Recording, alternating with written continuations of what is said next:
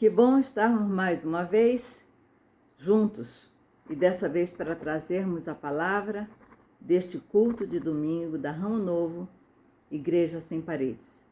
Eu sou Sandra Botelho, pastora com meu esposo, Paulo Barbosa, pastor da nossa igreja. O tema de hoje tem muito a ver com o momento que vivemos.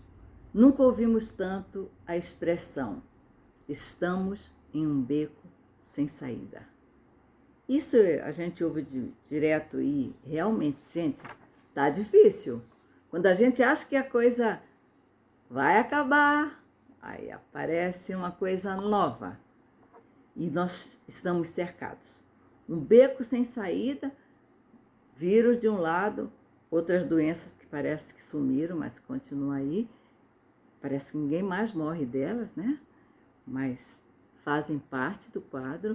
Políticos ruins, aproveitadores da crise, os nossos próprios pensamentos negativos, todas essas coisas nos encurralam e nos colocam num beco sem saída. Isso me leva e me levou a pensar no momento da história do povo de Israel, em que eles se veem, de fato, no beco sem saída. Esse momento é descrito quando, depois do povo ser escravo por muitos anos, 400 anos, numa terra estranha, com uma língua estranha, hábitos estranhos, Moisés recebe uma orientação de Deus para tirar o povo do Egito. E em Êxodo 13:17 diz o seguinte: Ora, quando Faraó deixou ir o povo, Deus não o conduziu pelo caminho da terra dos filisteus, se bem que fosse um caminho mais curto e mais perto. Porque Deus disse, para que porventura o povo não se arrependa, vendo a guerra, e volte para o Egito. O que Deus queria era libertar o povo do Egito. Existia um caminho curto e um caminho mais longo. Esse caminho curto era o caminho dos filisteus, mas era um caminho de guerra. E o povo poderia achar que melhor voltar e ser escravo no Egito. E Deus queria evitar isso. E nós temos aqui uma lição muito importante. Nem sempre as nossas escolhas, nem sempre aquilo que é óbvio. Claro que esse caminho é o melhor, claro que esse é o mais fácil, é melhor fazer assim. Nem sempre é o melhor. Muitas vezes Deus nos coloca num caminho que é mais longo, mais demorado, porque o objetivo dele é não permitir que voltemos para aquilo do qual estamos tentando nos livrar.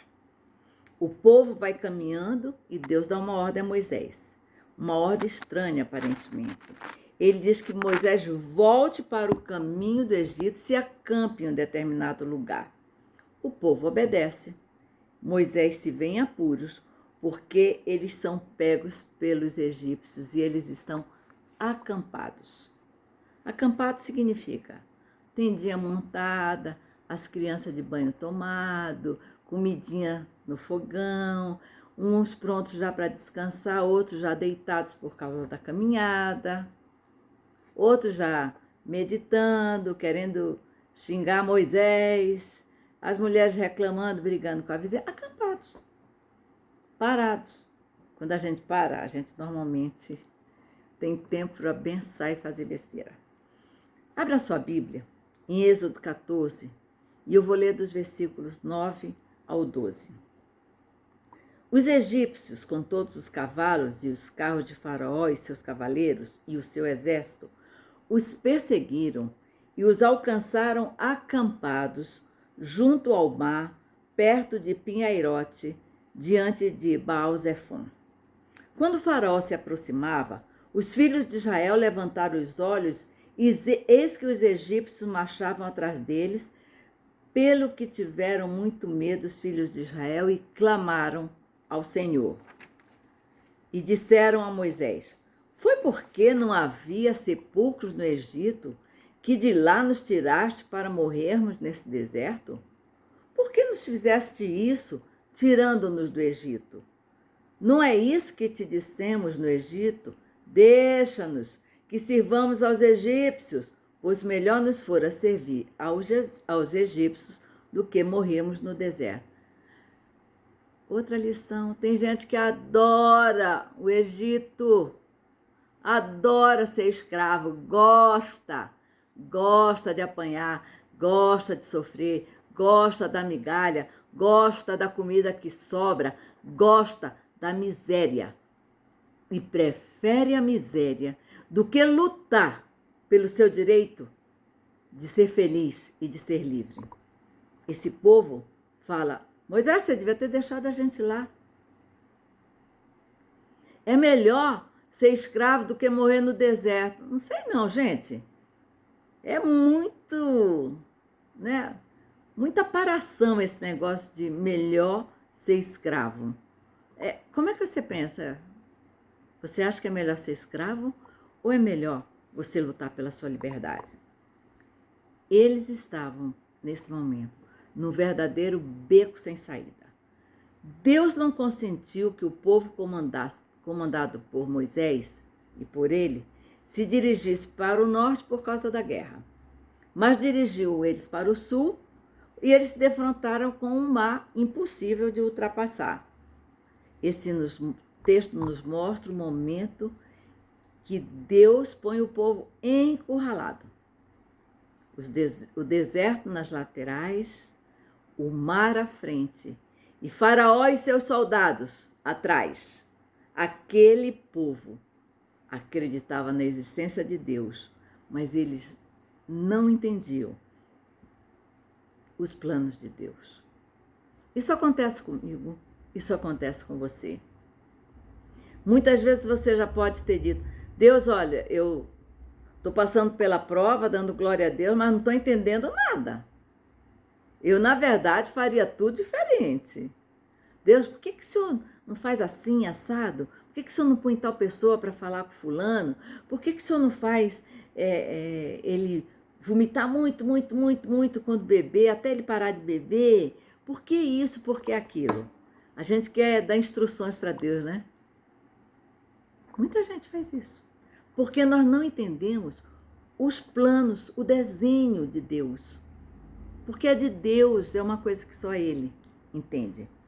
E nesses dias, talvez você esteja tendo o comportamento de ficar reclamando,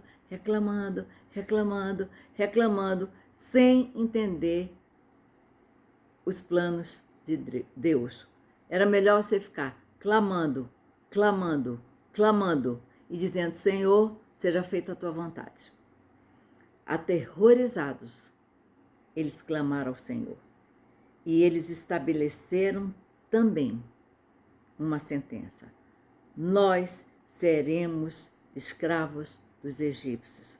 Antes sermos escravos dos egípcios do que morrer no deserto.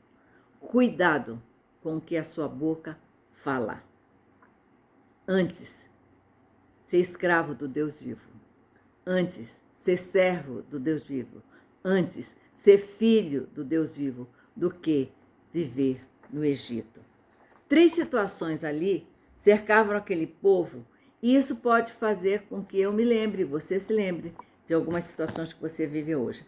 Primeira coisa, o exército egípcio. São forças espirituais do mal, são as nossas tendências mentais, são também os nossos conflitos morais que trabalham para a nossa destruição.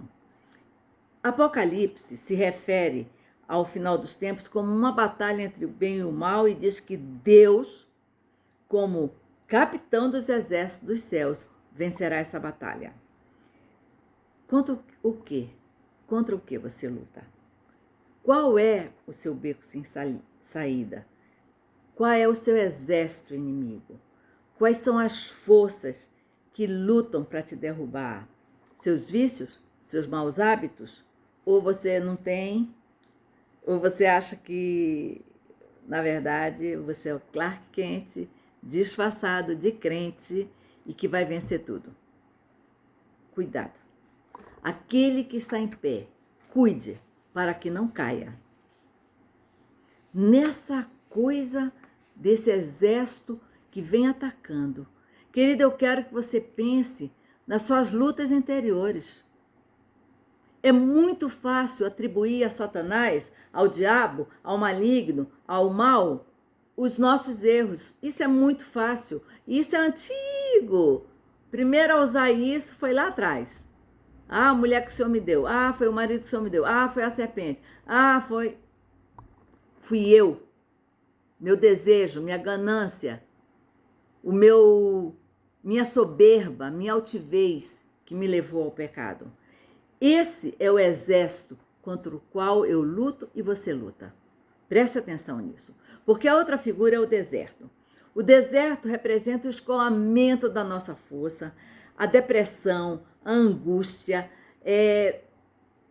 tudo que leva para baixo, que aniquila, que tira a força mesmo. É a hora em que experimentamos o poder e o cuidado de Deus pelas nossas vidas. Quais são os seus desertos? Por que eles acontecem? Normalmente eles começam no nosso pensamento. Quando nós começamos a dizer, não vai dar certo, eu não consigo, vai dar errado, minha vida é uma desgraça, eu não presto, minha família não me ama, meu marido não me quer, minha esposa me trai, meus filhos não me respeitam. Quando a gente começa nisso, a gente é puxado para baixo, para baixo, para baixo, para baixo. O que faz você se sentir frágil, desanimado?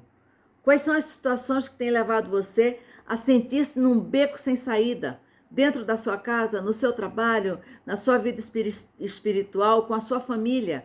Você precisa lutar contra essas coisas. A terceira figura é o mar. Símbolo do mundo, essa imensidão que nós não conseguimos dimensionar, representa muito as nossas limitações. A Bíblia diz que o homem pecou, isso é, ele escolheu o seu próprio caminho. E assim, ele criou aquilo que chamamos de mundo. O mundo, esse sistema de vida separado por Deus, separado de Deus. Esse sistema que separa o homem de Deus é o mundo. Seja ele a bebidinha escondida dentro de casa, a televisão que te oprime, sejam os vícios lá fora, sejam os seus pensamentos, tudo aquilo que te separa de Deus é vício. E os hebreus encararam o mar com temor. Às vezes eu vou para a praia e fico olhando o mar, digo, Senhor, que mistério é o mar. Quanta água, quanta vida tem ali embaixo, estou vendo nada. De vez em quando a gente vê uns peixinhos, pega uns peixinhos, os caranguejinhos. O mar. E nós estamos jogados nesse mar sem âncora? Não. Deus é a minha âncora. Ele é a minha boia de salvação. Ele é a certeza de que eu estou seguro. Qual é o mar que você tem enfrentado? O que tem levado a sua vida a ser instável e insegura? Quais são os teus desejos? Quais são as tuas frustrações? O que está te afogando? Que situação difícil vivia Moisés com aquele povo. Os egípcios, o deserto e o mar à frente.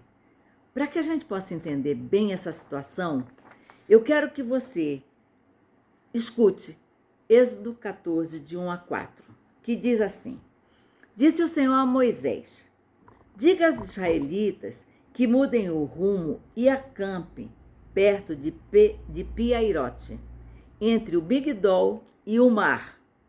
Acampem à beira-mar, defronte de Baal-Zefon. O faraó pensará que os israelitas estão vagando confusos, cercados pelo deserto. Então endurecerei o coração de Faraó e ele os perseguirá. Todavia, eu serei glorificado por meio do Faraó e de todo o seu exército, e os egípcios saberão que eu sou o Senhor. É muito interessante, porque antes mesmo que o povo chegasse diante do mar, Deus já havia preparado toda a cena e todo o cenário. Seria uma vitória magnífica. Um povo sem qualquer arma veria o seu inimigo fortemente armado, equipado para a guerra, com carros, cavaleiros e armas, ser derrotado diante dos seus olhos, pelo poder de Deus, engolidos pelo mar. Aprenda. Aquilo que te oprime, aquilo que te afoga, Deus pode usar para que seus inimigos sejam derrotados e o nome dele ser glorificado. A intenção de Deus era que o povo do Egito visse a bênção, o poder do Senhor e glorificasse o nome dele. Com toda certeza, todos nós já passamos por situações de pressão em que não vemos saída. Momento em que às vezes somos levados ao desânimo e acharmos que não tem solução. Aquela sensação de que Deus está muito distante, ou então que Ele nos abandonou. Por quê? Deus levou aquele povo ao deserto. Eu fiquei pensando, Ele podia ter levado para o caminho dos filisteus e ter destruído os filisteus lá. Mas não. Ele resolve levar para o deserto. Por quê? Encontrei um texto em Deuteronômio 8:2, que diz assim: E te lembrarás de todo o caminho pelo qual o Senhor teu Deus te guiou no deserto estes 40 anos, para te humilhar e te provar, para saber o que estava no teu coração, se guardarias os seus mandamentos ou não. Aquele povo que foi liberto era um povo altivo. Era um povo que ainda estava reclamando, que estava acabando com o coitado do Moisés. Meu Deus, eu fico pensando em Moisés, na mulher de Moisés. Que drama, que drama. Como é difícil, né? E era um povo que Deus precisava testar o coração dele para só entrar na terra prometida aqueles que guardassem mesmo o coração no Senhor. E foi o que aconteceu. O Senhor nos leva ao deserto para conhecer o nosso coração. Às vezes é difícil encarar a verdade que a vida não é somente feita de pastos verdejantes. Quando as dificuldades chegam ao nível de que somente um milagre pode resolver, quando as nossas opções se esgotam, é hora de Deus. O Senhor realizará na minha vida e na sua vida coisas sobrenaturais, e assim a glória será para Ele. Diante do mar impossível de ser ultrapassado, somente a ação do Deus descrita em Marcos 10:27, que diz: para os homens é impossível, contudo não para Deus, porque para Deus tudo é possível. Não diz algumas coisas, diz tudo. O que nós precisamos mesmo é entender que a soberania e a sabedoria de Deus nem sempre nos dará tudo o que pedimos, porque não é hora, porque está errado e por uma outra série de motivos. Nós precisamos acreditar nisso. No deserto também, o Senhor quer nos ensinar que é Ele quem cuida de nós, que Ele nunca nos abandona. Deus não nos prova além das nossas forças e Ele sempre nos dá uma saída e um escape. Você nunca passou, provavelmente, uma situação que não teve saída. Teve saída. Meu pai dizia uma frase que eu gosto muito, diz assim: o que não tem solução já está solucionado. Que alívio saber disso. Não tem solução, eu estou brigando por quê? Mas tem solução? Tem solução. No meu Deus tem solução. No seu Deus tem solução. Israel ficou 40 anos no deserto, sendo sustentado com maná. Você vai encontrar isso em Êxodo 12:37. Não foram 40 dias, foram 40 anos. Não foram 365 dias, foram 40 anos.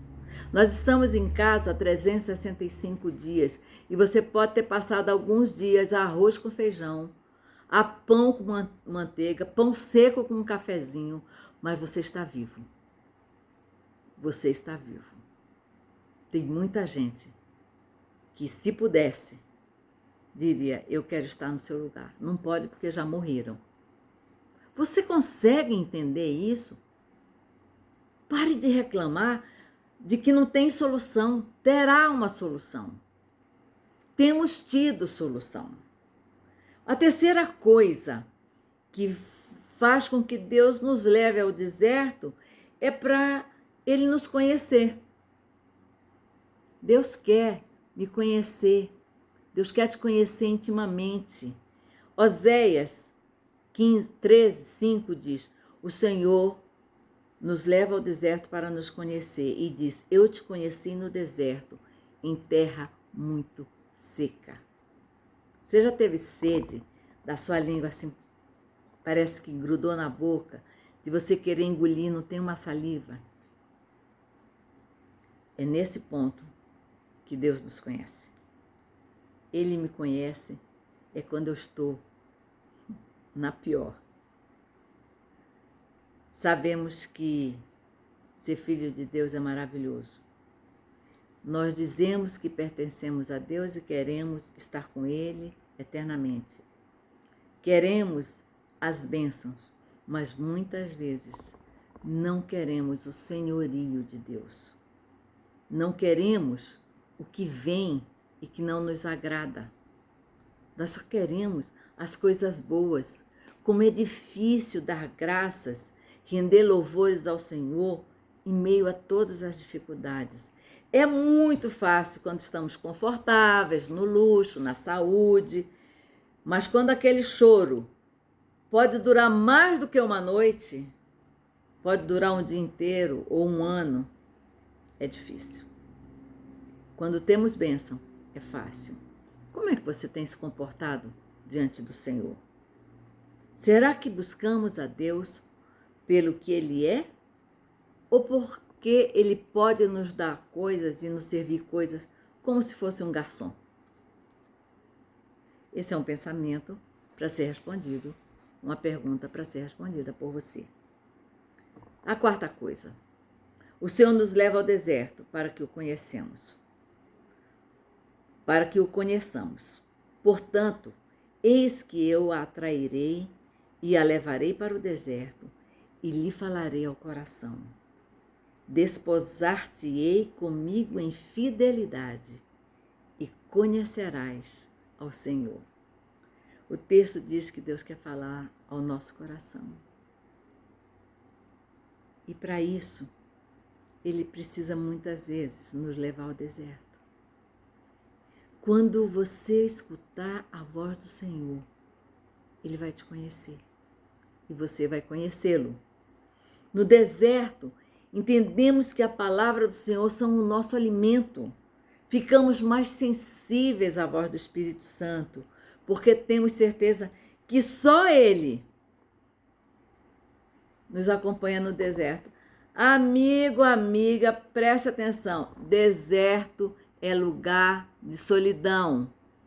Pare de pensar que seu maridinho vai com você para o deserto. Não vai. Sua esposinha vai com você para o deserto. Não vai. Seus filhinhos não vão. Amiguinho, ninguém. Quem vai é Deus. Deserto é lugar de solidão.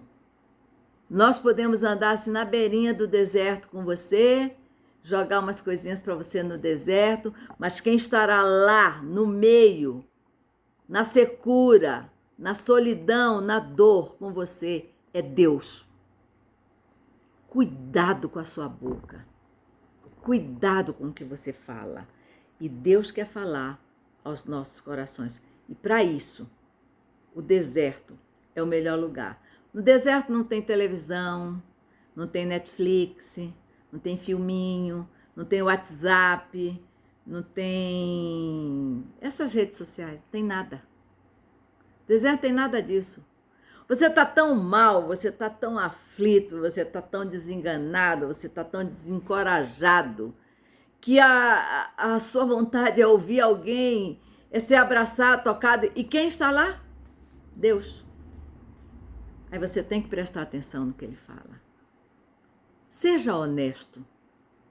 Você ora como ora, chora como chora diante do Senhor, ouve louvores como ouve, lê a Bíblia como lê. Da mesma forma, quando você está na bonança, como você faz quando está no luto, na solidão, no deserto? Quando você é mais próximo de Deus?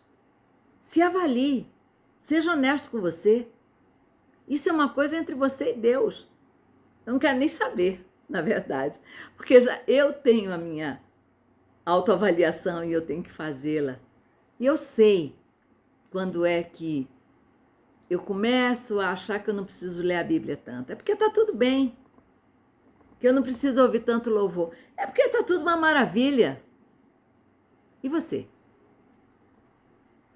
No deserto não há interferências que interfiram na mensagem do Senhor. Nós passamos a dar prioridade para a voz dele. Se você voltar algumas páginas na sua Bíblia, você vai ver o que é que Deus pretendia desde o começo. Quando ele fala para Moisés, vai lá e fala para o faraó, deixa o meu povo ir por causa disso, deixa o meu povo ir por causa daquilo. E Moisés vai ao faraó e temos 3 textos em que ele fala com o faraó.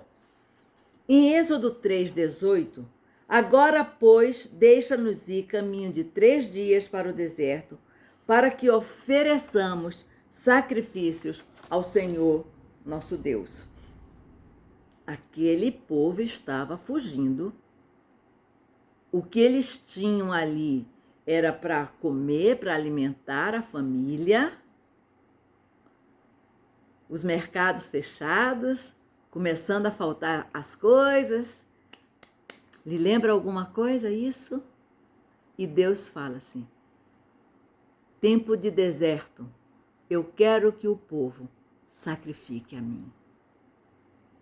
Ontem eu pedi algumas cestas básicas, pedi ajuda por causa de algumas famílias. E um homem que eu não conheço, que está passando pelo deserto como todos nós, disse sim e sacrificou ao Senhor. E me mandou mantimentos e eu socorri hoje 5 famílias. Eu? Não. O Senhor. O Senhor. Porque apesar de ser deserto, este homem que eu não conheço disse: eu vou sacrificar ao Senhor. O que é que você tem feito? O que é que você tem feito nesse período? Moisés vai a Faraó também. E em Êxodo 5:1, ele diz: assim diz o Senhor, o Deus de Israel, deixa ir o meu povo, para que me celebre uma festa no deserto. Ah, mas aí é maravilhoso. Sabe o que Deus está querendo? Cara, você está no deserto, cante. Você está no deserto, celebre uma festa, sorria. Eu continuo sendo Deus. Apesar de você estar no deserto, faça uma festa. Alegre-se com a sua família, com seus filhos, fale com seus amigos, se regozije. Ah, mas a gente não pode se ver, a gente não pode se tocar, só cotovelinho, a gente não pode nem se reunir. Fale, telefone e diga: amigo, eu estou ligando para você para dizer eu estou vivo, Deus tem guardado a minha família. Ou então você diga: eu estou precisando de um pedacinho de carne, pode ser carne moída. Eu preciso de ovo, eu preciso de arroz. Eu quero fazer uma festa com a minha família. Uma festa na hora que eu sentar na minha mesa e eu tiver somente um pedaço de pão e café com leite, eu vou dar graças a Deus. Senhor, isso é festa. Festa não é só pernil, não é só comida grande, não é só coisa boa. Festa é um coração que agradece a Deus, que diz: Senhor, obrigada. 1 ano dentro de casa e até aqui o Senhor me guardou com saúde, com saúde. Senhor, eu celebro uma festa a Ti no meu coração. Eu te digo no meu coração, Senhor, eu estou trancada em casa, mas eu estou dançando, eu estou cantando de alegria, porque o Senhor me guardou. Querido, se você está vendo essa mensagem, celebre uma festa a Deus. Não sei por que nós estamos passando por isso tudo, mas eu não sou Deus para saber, mas Ele é. E Ele continua tendo o controle do mundo na mão dele. Creia nisso. Não abata o seu coração. E Moisés vai outra vez ao faraó e diz: Faraó, assim diz o Senhor, Êxodo 7,16, deixa aí o meu povo para que me sirva no deserto. E aí, meu irmão, passa a régua, fechou questão. Deus quer que você continue servindo a Ele nesse tempo de deserto. Seja qual for o deserto que você está vivendo. E às vezes você está um deserto no outro deserto. Deus quer que eu sirva a Ele no deserto. E servir a Ele, sinto muito. Se você pensa que a igreja aberta, a gente dentro de uma igreja, abraçando, isso não é, isso é culto só, tá? Igreja sou eu. Igreja é eu usar esse canal e pregar para as pessoas. Igreja é quando eu ligo para alguém e diz: minha irmã, orei por você hoje. Você está precisando de alguma coisa? Estou orando pela sua necessidade que colocou no grupo de oração. Conte comigo. Você quer conversar? Não preciso me encontrar, nem posso. Pode falar no telefone. Eu sou igreja. Eu sirvo ao Senhor no deserto. Você serve ao Senhor no deserto. Se avalie. Você tem servido ao Senhor no deserto? Você está no deserto? Parece que estamos todos no mesmo, no mundo inteiro. Então aproveite esse tempo. Ofereça sacrifícios ao Senhor. Celebre uma festa ao seu Deus e sirva ao seu Salvador. E eu quero terminar essa palavra. Desculpa, eu me estendi demais. Profetizando sobre as nossas vidas, sobre a nossa igreja, a palavra de Moisés para o povo de Deus, que está em Êxodo 14:13. Moisés, porém, respondeu ao povo: não temais, aquietai-vos e vede o livramento do Senhor, que hoje vos fará. Porque os egípcios que hoje vedes, nunca mais os tornareis a ver. Eu profetizo em nome de Jesus Cristo, que aquilo que é deserto na sua vida vai acabar, que os seus inimigos serão aniquilados e que você nunca mais os verá. Amém? Eu espero que o Senhor tenha falado ao seu coração. Eu espero que Ele tenha enchido a sua alma de gozo, de fé e de esperança. E que você saiba, esse beco sem saída tem uma saída. E o nome dessa saída é Deus. Que Deus te abençoe. Em nome de Jesus, amo você.